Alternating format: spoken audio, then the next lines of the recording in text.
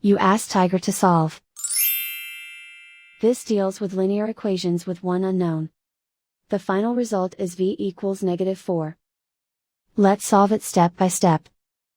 Simplify the expression. Expand the parentheses. Multiply the coefficients.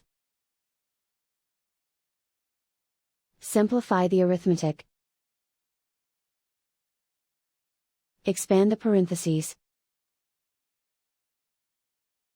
Simplify the arithmetic.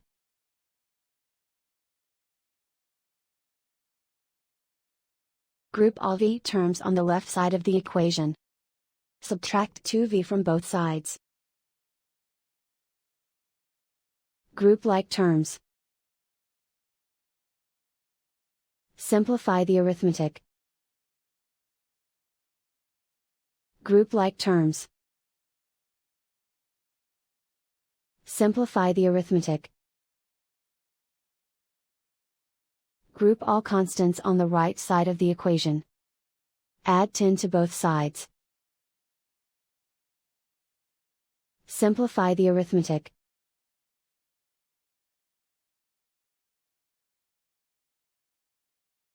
Isolate the v.